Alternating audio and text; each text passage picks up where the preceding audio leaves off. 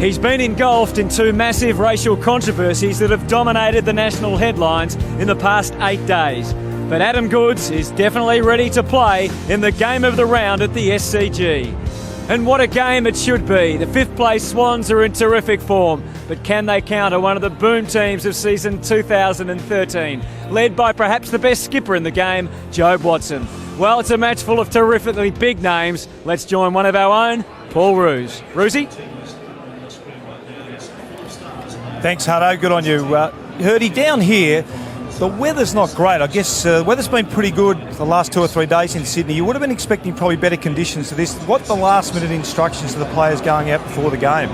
Look, I think Rosie at the moment you can probably move the ball pretty well, but obviously if it rains a bit heavier and as the night goes on, you'll see more of a contest. But at the moment, I think the game is still going to be pretty, be a contested game. You can still take the ball off the line. Centre clearance have been terrific for you, particularly over the last month. Really critical at the SCG. Yeah, definitely, especially going that way. It seems like you could one kick out of, or one possession out of the centre square and kick a goal, the way the wind's going. So to get it out of there, you can certainly kick goals. Now, just 2 or 3 keys to the Swans. I thought their game last week probably the best they played all year, as your game was against the Tigers. I thought your form was terrific, but a couple of the keys for the Swans tonight. I think their midfield, their balance between attack and defence has been the hallmark of the Sydney Swans midfield since for a long time now, and they took it to another level again last weekend. And then you got Adam running around and wherever he wants and dominating, and their backline, their ability to drop one off. Teddy Richards taking those intercept marks. So there's a lot to contend with when you come and play against the Swans, and we've just got to try and play our game as well. I guess Adam's difficult, isn't he? Because he was more playing forward the first probably 3 or 4 rounds. He started to go in the midfield. Do you play one player on him both forward and mid, or do you have to hand him over? We'll wait and see. We'll see where he plays. I think we're expecting or hoping that he plays more forward with Reid out. So if he stays there, we'll be able to keep one player on him. But when he goes up in the midfield, he's obviously hard to contend with and gets back in the forward line very quickly. The other guy that's been really critical for the Swans has been Malcheski. Yeah. It's interesting. Osborne sort of had him against Hawthorn. They tend to let him go last week against Collingwood, but he's a pretty critical player for them. Yeah, their half-back line, Swans' half-back line's been very damaging against us in the past. So we need to make sure their half-back line doesn't get the ball, and Malcheski's part of that, McVeigh as well. Make sure that we can keep the ball in our forward line, not let it come out quickly. All right, mate. Look, good luck, Hurdy. It should be a terrific contest as we head over to Jason Dunstall and John Longmire. Thanks, Rizzy. Well, John, it's been an incredibly emotional week. Enormous stress placed on Adam Goodes, and I'm sure that's been shared by his teammates and the entire Sydney family. Are you comfortable that it's been dealt with as best it can be? Oh, you only deal with where you can do it at the time. That's what we've done during the course of the week. We did that on Wednesday and Thursday and made sure we spent time with supporting Adam and then really focusing on the football on Friday with the training session. A lot of excitement tonight surrounding a debutant. Young Tom Mitchell comes into the side, son of Barry Mitchell. I know he's going to start as a sub, but he'll get a chance. What are your expectations there? Oh, just that he gets in and does what he does best, which is winning the hard ball. He's a real competitor and a fierce tackler. So as long as he brings what he does well, which are those 2 elements, I'm sure everyone else will take care of itself. He's still learning the game. He's only young, but it's exciting to see him play for the Sydney Swans. And what about the wet conditions? How does that affect your planning or the way you think things will pan out? Oh, we need to adjust to it. Obviously, you need to make sure you don't muck around with the ball too much. I guess if it gets too slippery, we need to adjust accordingly, but go forward with a bit of composure as well.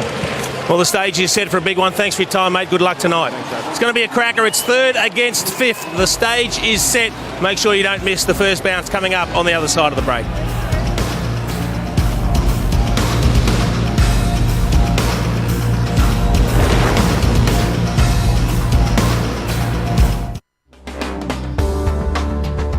It's hardly surprising these two sides are in the AFL's top 5. Both are chock full of talented star players, and we can't wait to see them in action this afternoon at a damp SCG.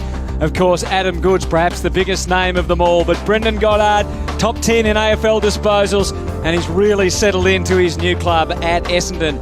Dan Hanbury, a youngster on the move. He's kicked 12 goals, as good as any other midfielder in the AFL. After a slow start to the season, Lewis Jetta just about in full flight in the last month. Brent Stanton, fresh off a personal best 39 disposals as they tore up the Tigers at the MCG. Josh Kennedy almost always draws a tag, and now he's the clearance king, number 1 in the AFL. Speaking of number 1 in the AFL, is there any better leader than Jobe Watson?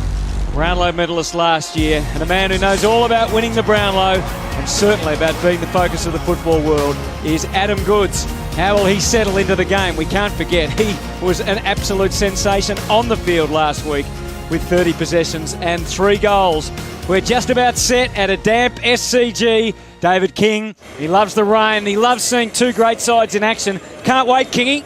Can't wait, Hutto, exactly right. That's the battle on field that you talk about with the players. But there's another battle today going on in the coach's box between John Longmire and, of course, James Hird. Let's have a look at how we think it'll play out. Essendon are the number 1 side in the competition at scoring from stoppages. There's their back line there, incredibly potent at winning the ball back. We can just see Hooker on Pike. He's taking the second best nominated forward week to week. Carlisle taking the best. But what happens if Sydney decide to get that loose man rolling up the ground? What happens if Goods pushes himself to the wing, as he did last weekend against Collingwood, where they got their counter-attack game going? I'd expect Carlisle to roll up and then take the most damaging target at that stage, which is Pike, allowing Hooker the luxury of being the loose man.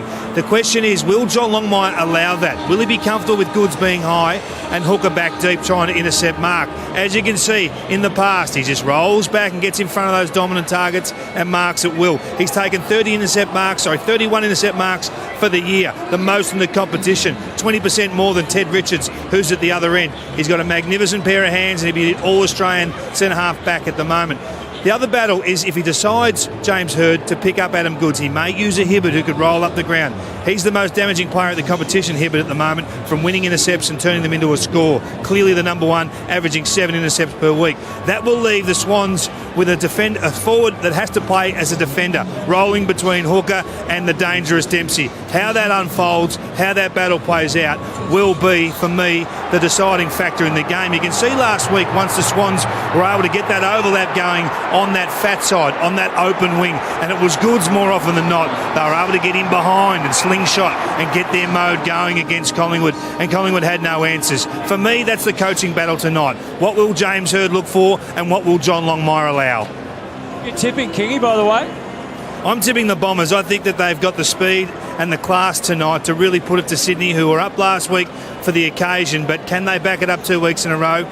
I'm reluctant to go that way, so I'm sticking with James Hird and his crew.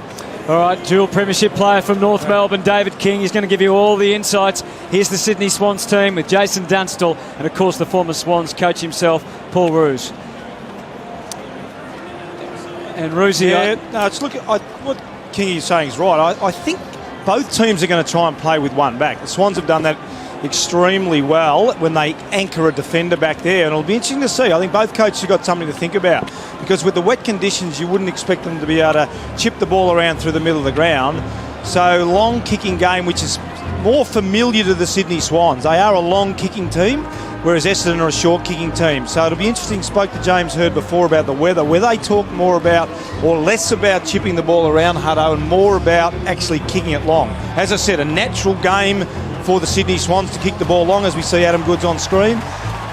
Looks like he's going down into the forward line, or is he? No, he's heading up to the wing. Maybe that high half forward onto the wing there.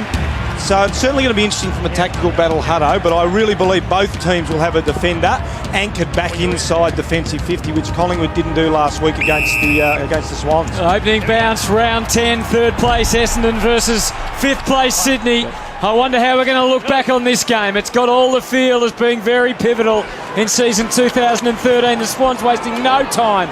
Bolton gets it high. The weather and the conditions are a huge factor. Mumford needs to lift for the Swans. Morton, he just pops up at the most unlikely places. Tommy Walsh gets a chance today. Jack has the shot at goal, and it's a behind. I think one of the other things, Reezy, now that I'm back up and running, one of the other things you try to do is, while the ball is dry early in the quarter, make the most of it. So a really good opportunity there to go forward quickly. The ball's still capable of being marked, and that's going to become less and less likely as the quarter drags on. Brucey, do the conditions favour either of the two sides in your mind? Well, I think style-wise it favours Sydney. There's 50 metres there. It had to be 50. So that'll be a shot for goal. I think style-wise, Hutto, just because Sydney are a long-kicking team, but I don't think it's going to be hard for Essendon to adjust. But the natural style of play, as we see the 50-metre penalty had to be there. The natural style of play for the Swans is get it in long, get it in quick, get your crummers there at the tall. So it'll probably be more Essendon having to adjust their game style than the other way around. Hasn't kicked a goal this year. In fact, not even a score, but has 9 in his career. He comes in, Nick Smith. And it's testing the goal umpire. It's just away to the right. Very stiff approach, kicked it like a backman. I don't know what Tom Bell-Chambers was doing. That was just a brain fade. He must clear mark and touched or something. Late he tackled him, and then he took the arms away as though I wasn't doing anything. It was strange. But a golden opportunity missed for Sydney. Fletcher gives it plenty to the wing. Hooker's had an outstanding season. Rampy up over the top. Was able to get it down. And Hanbury works it over the line. Breezy, it was interesting hearing Kingy talking about the tactical battle in the boxes. When it's wet, does that make it more of a tactical battle or less? You can see Joe Watson just... that's a nice gesture, isn't it? That's genuine respect there, yeah, absolutely, Jace. Yeah. But is it more or less of a tactical battle in the box when conditions are wet? Yeah, probably less, because providing you've talked about it before the game, and that's what I think James would have definitely, because they are second in short kicks, without reiterating that again. They are second in short kicks, so I suspect you've got to set your team up before the game. And we'll just see here, looks like the Swans are now going up with the half forwards and not dropping one back, which is a little bit unusual for the Swans. But certainly both coaches would have talked about the conditions pre-game. Look, and the ground's actually not a bad ground when it's wet. I mean, it doesn't hold water, it doesn't, so the ball shouldn't be getting super wet unless we have an absolute hailstorm down there for Kingy. But the conditions shouldn't be too bad. Here's Watson, Stanton, fresh from 39 last week. Path cleared for him. O'Keefe, just a slight infringement. It's getting so hard to tackle players when they're on the ground now. Yeah. Hocking, looks like he's following Hanbury. So there's the real up and under, right to the intersection of the 50 and the light. Surely that was out in the full. Yes, it was. Yeah, it is Hocking Hanbury. So that, just the stamp of where Hanbury's come as a footballer. He's now getting a tag. I saw him really beat Ryan Crowley 2 weeks ago here at the SCG. So he's certainly starting to get the tag and learning to cope with it. One man who might appreciate that is Kennedy, who's felt the opposition heap for most of the last month, Brucey, so he might be a bit freer today. Well, I think Kennedy's a bit like Joe Watson. You've got to make the decision, can you tag them? I believe you can, but it's very difficult. Well, he has been restricted to some degree. Yeah, McCaffrey did a terrific job on Kennedy last week. O'Keefe's gone to Watson by the look of it as well. Yep. That's one we probably expected. Up to the 50. Good work from Winderlich, who can take a mark forward. Kicked 4-4 for the season. And he could be a really important player for him, Jace. I really like him. He's obviously been troubled with injuries, but he's a guy that actually can mark it as we see going forward. But you can also push into the midfield and give him some extra speed there. Well, he's played just the 5 games this season. 4 goals, 4 so far. Be a great time for him to kick a goal, but he too goes the wrong side of the goalpost. So just feeling each other out at the moment, adjusting to the conditions here at the SCG. Nick Malcheski, what a prime defender he is now on the way out for the Swans. Yeah, look, he's been super important for him. Interesting enough, Hawthorn tagged him the other week and took him right out of the game with Osborne, whereas last week Collingwood elected just to play head-to-head with Malcheski, and he had over 30 possessions and had a terrific game. Yeah, averages 23 per week and 7 rebounds out of 50. And there's McVeigh to watch that go over. So not a lot doing yet, but that's going to change. There's going to be lots of numbers around the ball, as you would expect anyway, but particularly on a wet day. So good, clean ball handling at a premium and so valued in this game. Hocking some good heavy work. It allowed Stanton to jam it on the boot. And that man Crameri could be dangerous. Tough one for Rampy to handle.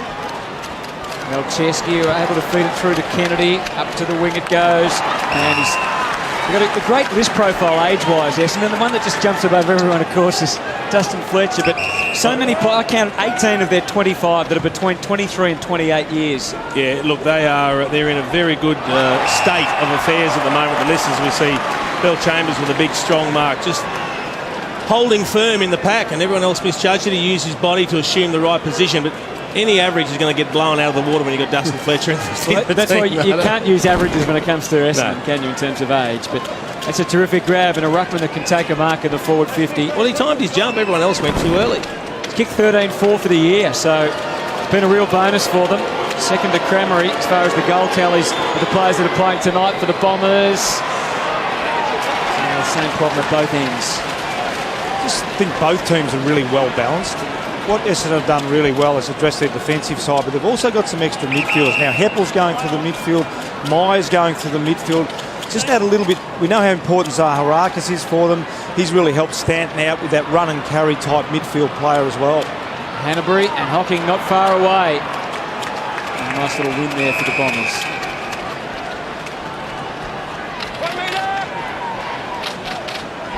This is where generally you can sort of start to see the matchups around the stoppages. See McVeigh's on half back. Jetta's coming up the back of that stoppage. Nelson looking after him at the moment. Important job, that's for sure. Back to the wing, Hooker. He's the #1 player for those intercept marks in the AFL. That time content to see it over and out. So 6.5 minutes gone. Plenty of throw-ups and ball-ins. Bell Chambers tried to find a bit of a path, but couldn't. Parker was in there, Stanton. Mumford with the follow-up work. He looks like he's got a bit of frustration to take out. Relishing these conditions this afternoon, you would suspect. Well, one of the good early signs here is that there's no drop-off as yet. There's no loose at each end, so it's very much man-on-man. Man-to-man combat at the moment. Parker backs out of the pack. Here's the reverse reasonably effectively. There's Comar. Now did he cop a little bit of high contact? It's a good point, Jason. I reckon maybe that's a response to the conditions, because we see here, I don't think either coach has been prepared to give an extra around the stoppages. Normally the Swans will drop one off, and Essendon will generally drop one off at a stoppage as well, but at the moment it's very much one-on-one around the ball ups and boundary throw-ins. Good. He's just a typical solid Sydney customer. Gets it forward, and perhaps the most improved footballer in the AFL. Mike Pike takes the mark. Didn't want to have a shot. McVeigh sprays it. Well, it wasn't a great hand pass. It put Jared McVeigh off balance. Didn't have time to settle and get the kick away before he was going to get closed down. So an opportunity gone lost. Just a little bit low, a little bit behind him. Goods. Hurry kick. Mumford, what follow-up? It's a goal. What's a goal that's come out of nothing? That's one that was hard to pick up. I think you called it well, because it looked like there was just traffic there, and then the ball flew out and went through the goals. Big Shane Mumford, well, he's one that's, you can see the two ruckmen go up. He just picks up the loose ball, throws it on the boot, and squeezes the kick out. Probably a player that needs to start having an impact on games, because with the impending arrival of Kurt Tippett, might put pressure on the Sydney ruckman.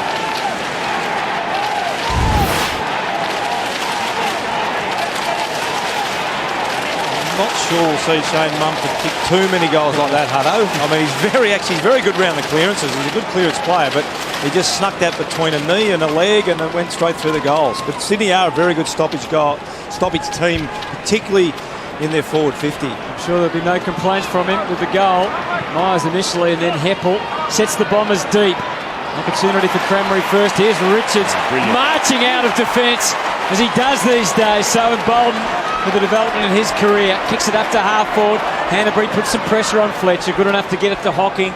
And now to Jetta of the Bombers. A guiding kick for Goddard. Essendon have reached the wing and want to keep coming.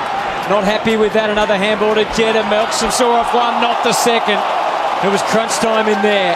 Adam Goods, an extra cheer. A high kick, Fletcher. He's played in these conditions so many times over the years. He played in all conditions so many times over the years. He's already proving his worth again this afternoon. Hibbert, not subtle by Ben McLean, just a little bit rash the way he approached things there. The pack horse he was there, Hibbert for a while. I think both teams now just have to adjust to that one-on-one mentality inside their forward 50. Melksham really needed just to launch that ball in. They're equal numbers inside their forward 50, Essendon versus the Swans. So they're going to have to take a chance now. Generally the Swans will roll one off, but it certainly doesn't look like they're doing that at this stage. Sold out SCG. This sort of conditions are testing the hardiness of the people coming.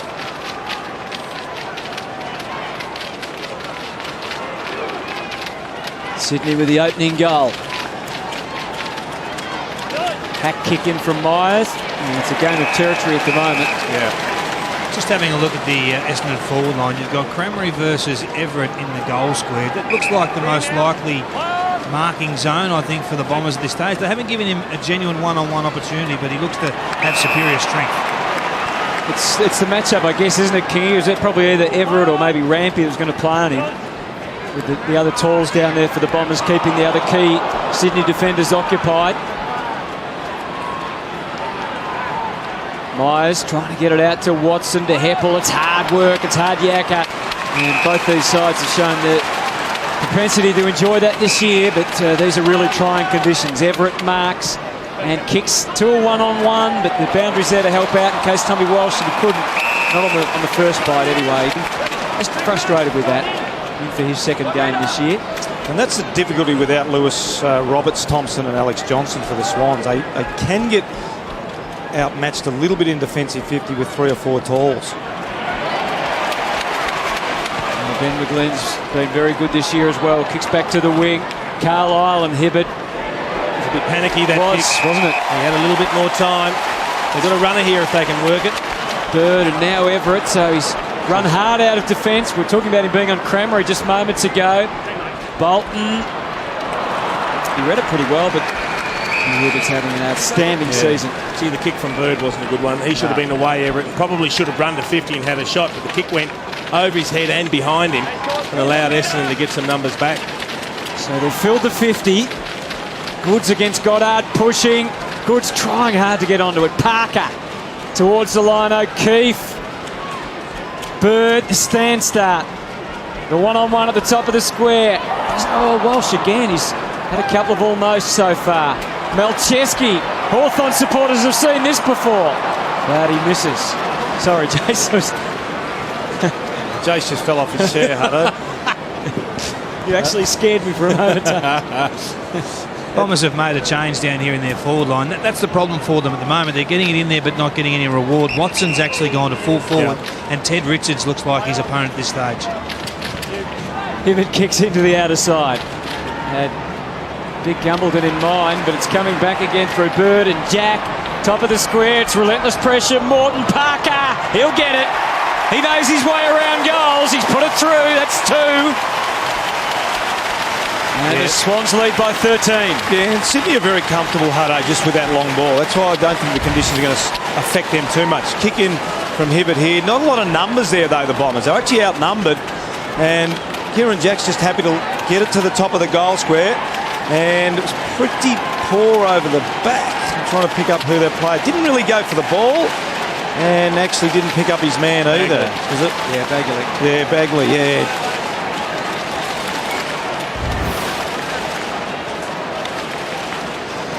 Yeah, Bagley probably just need to go and launch Jace there and knock the ball through. He sort of got halfway, went, but didn't go hard enough, and then his man kicked the goal. Zaharakis with his first disposal of the game. It was just a little bit of help for the Bombers, but it's come to a pretty abrupt end. Jack starting to get into it, and so is that man Melcheski. Dare I mention his name? Up to Parker. To half forward, it's a low ball. Hanbury accepts, looks inside the 50. Deep he's got Mike Pike, and also Welsh moving around. Morton makes a hard lead, but on the full. Change of direction here. You got Dempsey pushing hard, but Sydney have responded well, getting numbers across.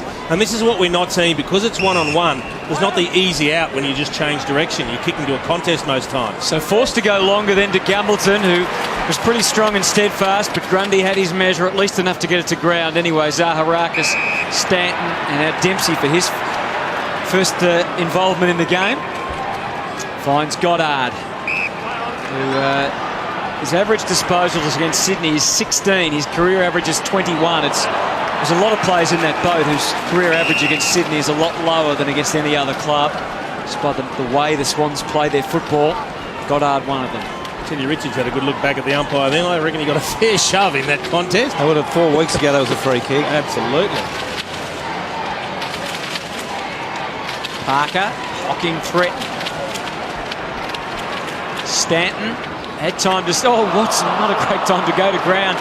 It fell Goddard's way. Zaharakis, he was cursing as it came off the boot.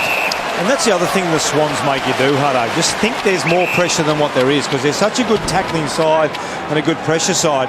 We look here, I think it was Goddard that picked it up, nice handball, but Zaharakis probably had a little bit more time to steady and just panicked a bit, kicked it out of bounds on the full. Grundy lands it at halfback. Goods and Pike. Dempsey there for Essendon. It's over and out. Lewis Jetta hasn't touched the footy at the moment for Sydney. They'd like to get him in the game. Not ideal conditions for him, but if they can release him in space. He looks like he's got the match up with Heppel at the moment.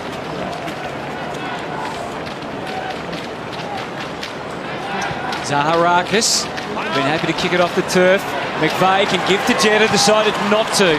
Just chanced his arm through the middle, said, go chase everyone, and they do. Morton gets there first on hooker, played it to his own advantage. The first part he accomplished very well. Unfortunately, the gift not so good.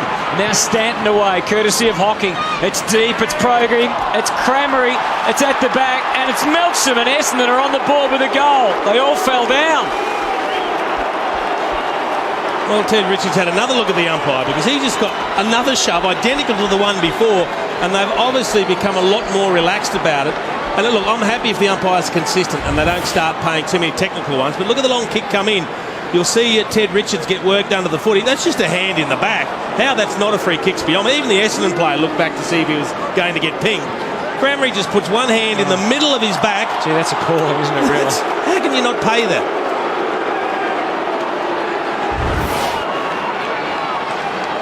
I think that's what look at the time in the forward half, 67% to 33%. So they're getting their opportunities. It's 9 inside 50s to 5. But I think that's what frustrates coaches and fans. The obvious ones just need to get paid, Jason. Well, that broke two rules. It was the hand in the back and the push. It was a double.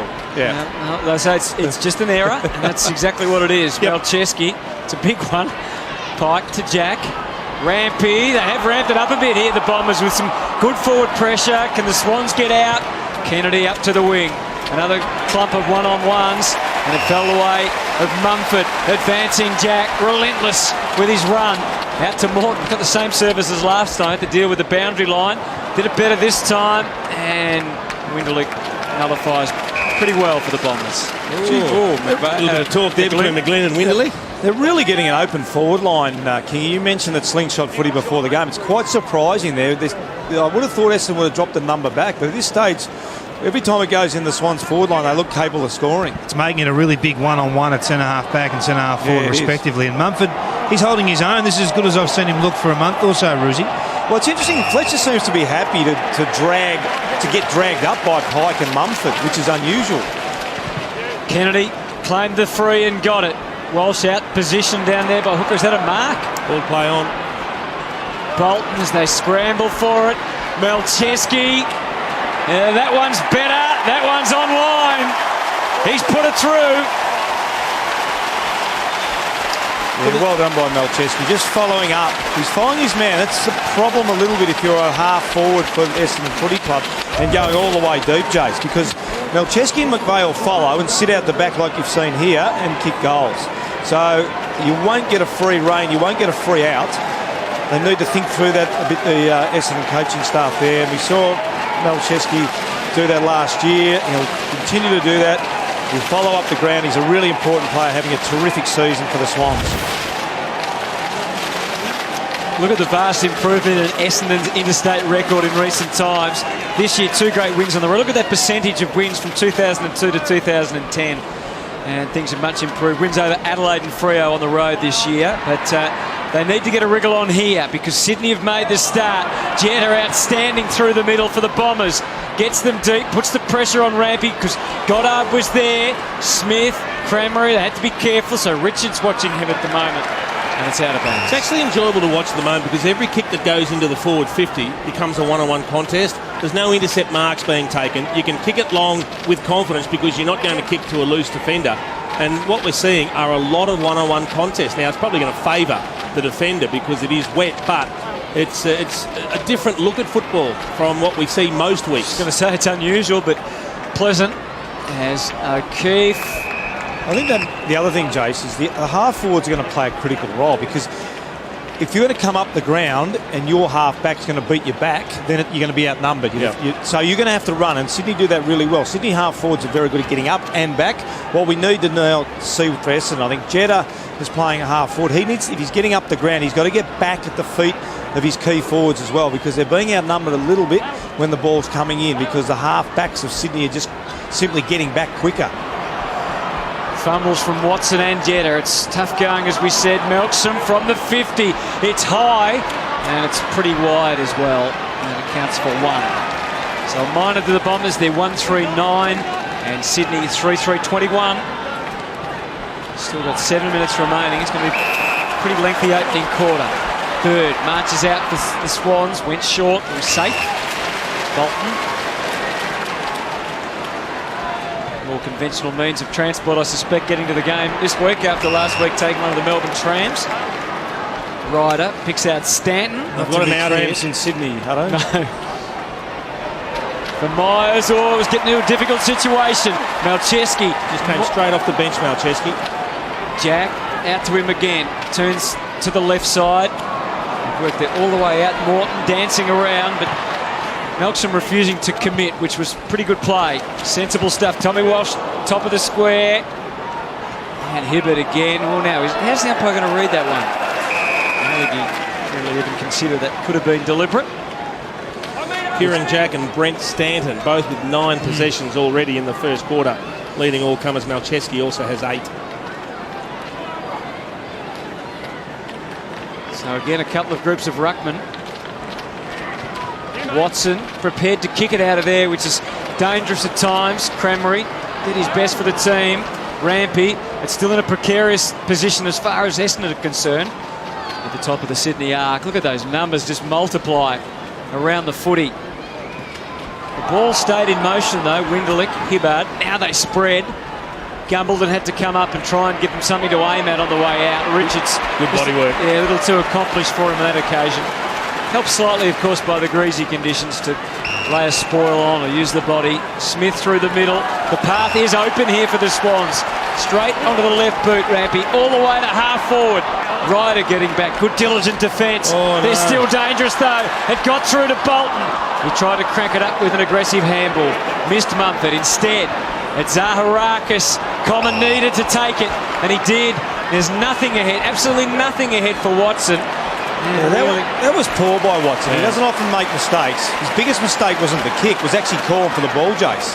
Because he was the one that needed to look upfield and see Grundy back.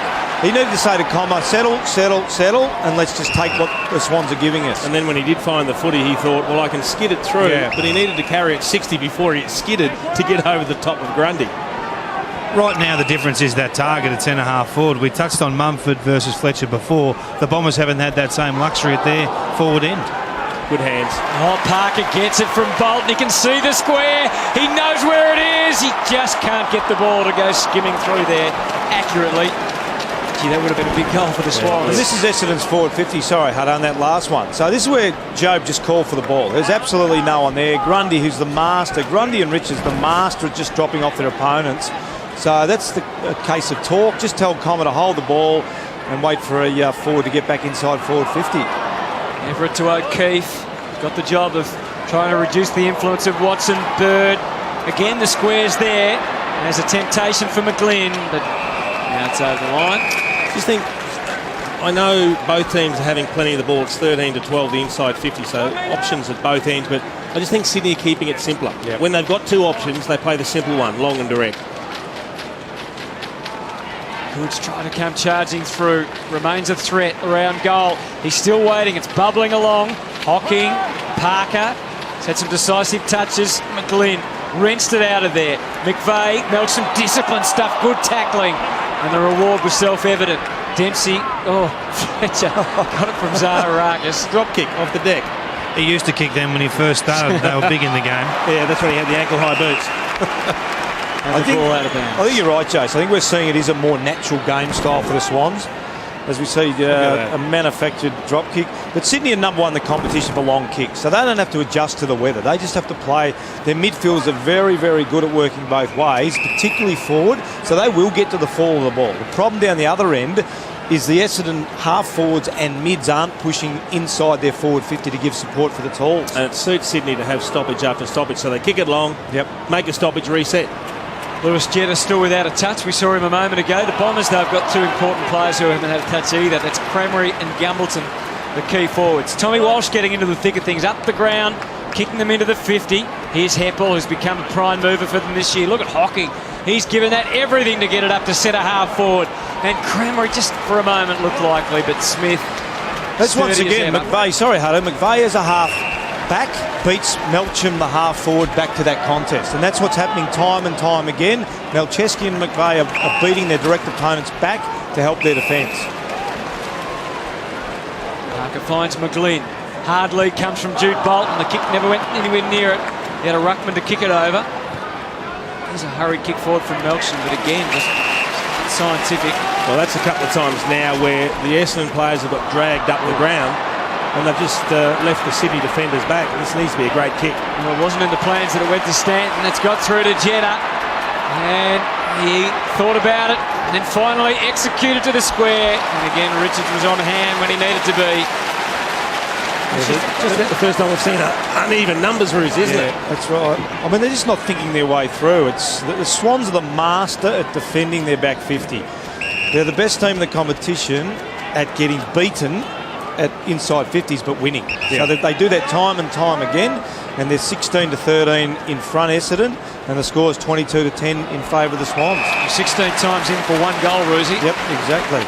Well, it's obvious why, Hutto, because the ball use is not great, which is okay in these conditions. You're not going to expect a pinpoint pass, but the half-backs and the mids of the Swans are working a lot harder to get back and support their defenders.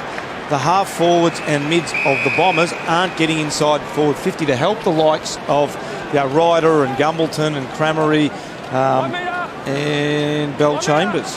Tommy Walsh, he's only had 3 possessions. He's getting to some good spots. Though, he's looked dangerous, and he's actually he's nearly taken a couple of strong marks in his hands as well. So if he keeps working, they'll come for him. That's the problem area there. Right now for Essendon, they need to correct this centre half forward area. They need to find a viable target. If they do, the rest of their game's in fairly good order. They can really mount a charge. Rampy drives. Look at the congestion at half forward. Fletcher rose above the rest. Jetta still hasn't had a possession yet. That one was over the boundary line, so he shakes his head. Leroy Jetta's been quite prominent for the Bombers, though, with 4 disposals. As James Hird makes his way down. A little unsettled with the scoreline. 12 points the difference, very manageable, but it's obviously going to be a low-scoring affair. Goddard marks the Hibbard kick. The interesting thing is, Jason, doing the game a couple of weeks ago with Freo, it's the same problems that Freo had. And it's interesting going into the game. I would think James would have spoken about that. Spoken about the drop-off, that the Swans are fantastic at supporting their defence, yet their players haven't been able to do it, and it took forever for the Dockers players to be able to do it, and they just got out of jail with a draw. So they really need to adjust that at quarter time, James Hird and his coaching staff. Your late goal in the last 40 seconds would make a world of difference to the Bombers' first term. It'll be hard yards from here. Winderlich, 30 seconds to go. Is there a path forward? Watson gave him something along the line. Instead he goes for Gumbleton, and Grundy had his measure. Well, that night that you talked about, Roosie, Fremantle started to run and create and really excite through the corridor. Took some real risks and ran it at that Swans defence instead of just bombing it long in there, which they're currently doing now. Mumford looks like he's in pretty good form today. That one's out on the full from Everett. Yeah, the other big adjustment too, Kingy, was they last quarter, or last 10 minutes, they tried to get equal numbers inside the Swans' defensive 50, inside the Dockers' forward 50, and that certainly made a huge difference. We saw Johnson go up, we saw Ibbotson go up, we saw, I think Duffield might have kicked a goal as well. So that's something that they really need to think through, Hirdy and the coaches of the Bombers. So those seconds negotiated successfully by the Swans, and they lead 3-4-22 to 1-4-10. How significant is this 2-goal lead at quarter time, guys? Well, I think it can change. It's short ground, Jay, so I think you can score reasonably quickly even in these conditions. So the Bombers managed just 1 goal from 16 forward entries in the first term. There's plenty for them to discuss at quarter time, Jason. Yeah, both teams just haven't quite settled down. I think Sydney doing a better job at the moment. A little bit of readjustment by the Bombers. We're just scratching the tip of the iceberg at the moment in this one. Quiet start for Adam Goods, just the 2 disposals. He won't be too concerned, though, because the Swans lead by 12 points at the SCG. It's the game of the round. It could be one that either team makes a statement. At the moment, it's the Swans with some writing on the wall. They lead by 12 points at quarter time.